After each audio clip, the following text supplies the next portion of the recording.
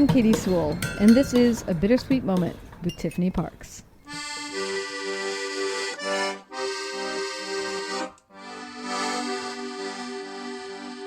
Hello and welcome to The Bittersweet Life.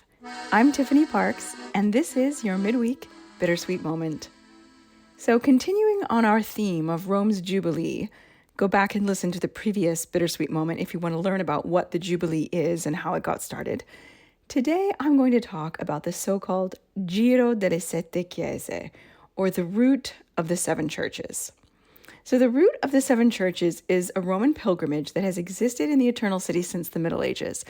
It was formalized in the late 1500s during the Counter-Reformation, and it's a 20-kilometer circular path that connects all four of Rome's papal basilicas.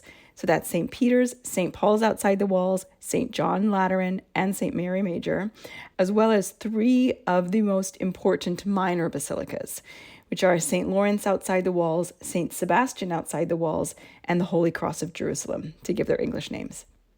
Originally, this itinerary was meant to be completed in one day, and at 20 kilometers long, circling the entire city, and going well into the countryside if you were doing this over 100 years ago.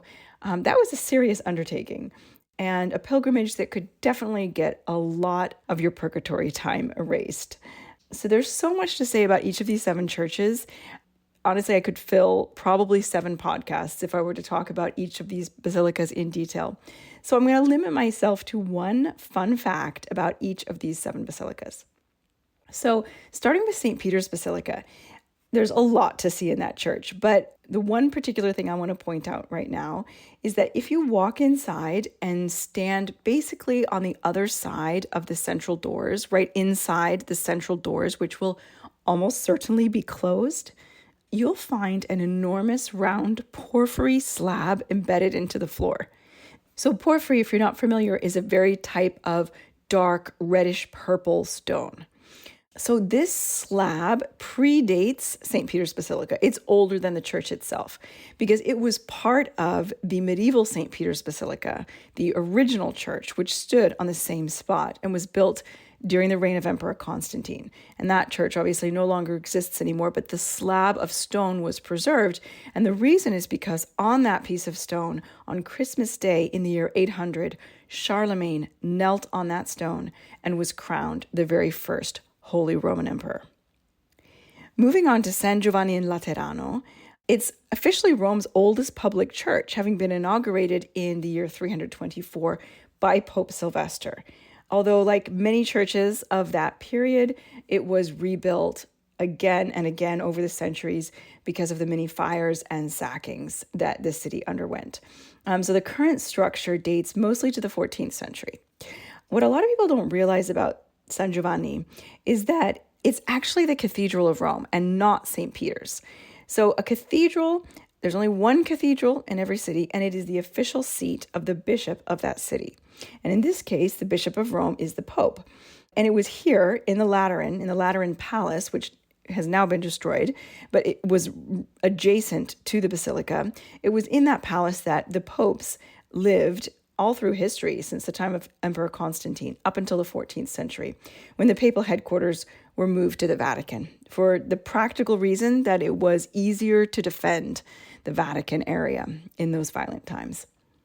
Now, of all the 4 papal basilicas, San Paolo fuori le mura was the one that suffered the least amount of restorations and modernizations during subsequent centuries. It alone retained its Paleo-Christian architecture and materials as well, all the way into the 19th century. Tragically, the basilica burnt almost entirely to the ground in 1823 after 2 workers who had been repairing the roof failed to fully extinguish the embers that they were using to make new copper gutters. Thankfully, the medieval apse mosaics and the cloister, which were probably 2 of the most beautiful aspects of the church, they did survive. Unfortunately, the rest of the enormous church was lost. It was rebuilt over the following decades, and it was rebuilt in the exact same way it had originally been built. So ironically, of the 4 papal basilicas, San Paolo is technically the youngest, but it has the oldest architectural style and appearance.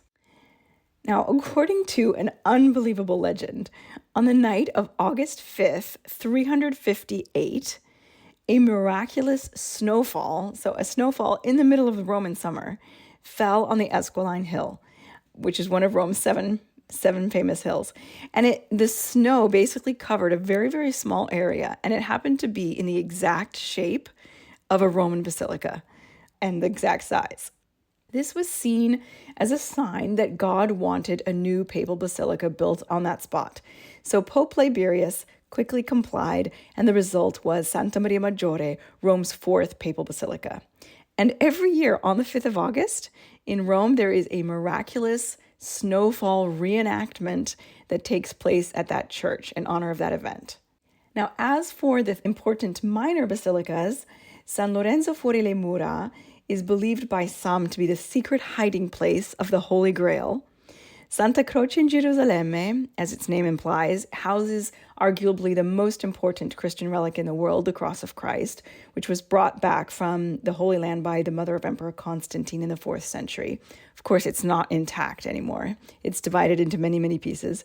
And lastly, San Sebastiano fuori le mura houses an amazing marble bust of Christ that was created by Gian Lorenzo Bernini, probably the greatest Baroque sculptor, one of the greatest sculptors who ever lived. It's really incredibly beautiful, and it's the very last work that he ever created in his life. He was 78 years old when he did this, and he died the year after. And after passing from wealthy family to wealthy family for a while, it sort of disappeared. About 200 years ago, nobody knew where it went. And there were many claims to it. Lots of different churches claimed that they had it. There were lots of copies hanging around.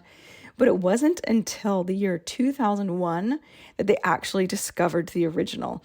And it was hidden in a convent adjacent to that church.